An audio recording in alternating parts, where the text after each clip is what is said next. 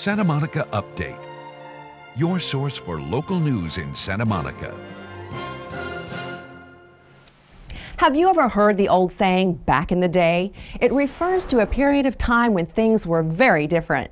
Reporter Gail Choice brings us the city of Santa Monica history from back in the day, when African Americans called property near the Santa Monica beach their home.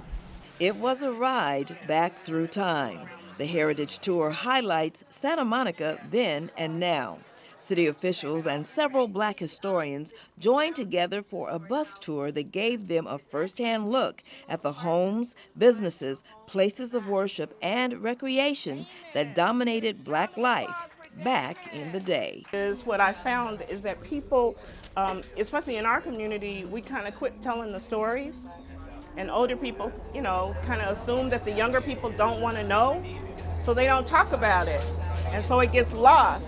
And that's one of the reasons for kind of doing this tour. It started out as a community thing and as a family thing, just so we could keep the history flowing. And then it grew into something larger, much larger. Black Santa Monica Tours invites us all to get on the bus. With a mixture of personal stories and attention to role models and living legends, tour guide Robbie Jones guided city officials through the history, heartbreak, and determination that marked the African American lifestyle and livelihood in Santa Monica. There were segregated areas. There were areas that African Americans could not live, could not work, could not go, could not do much of anything. If Blacks couldn't live close to where they worked, where did they live?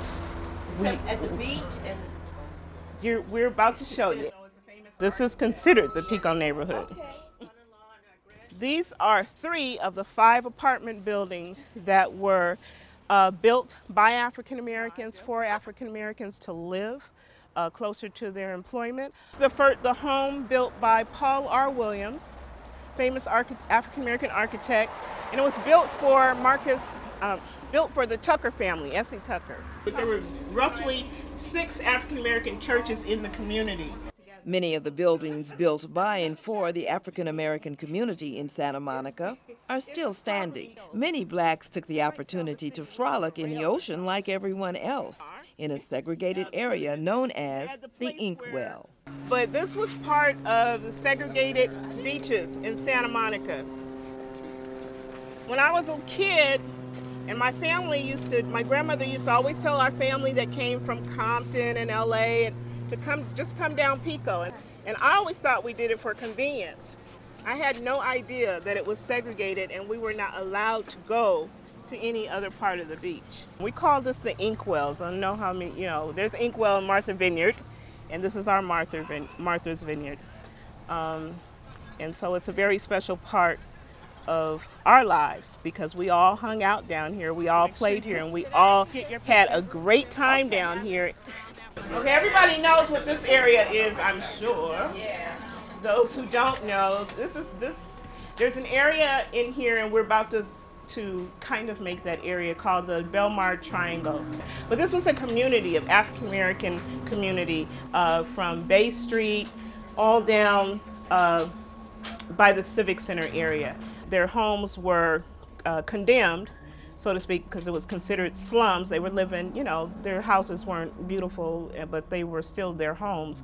And they were considered by the city at that time, the city leadership at that time, as slum area. We are pleased that you're taking this tour. I hope you learned a lot about the city. I love it.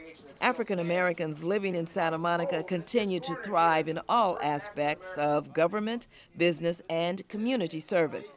And they are very proud to call Santa Monica their home. I'm Gail Choice for Santa Monica Update. The Black Santa Monica Tours are dedicated to promoting and preserving the history of Black Santa Monica. For more information about the tour, you can call 310-581-0950.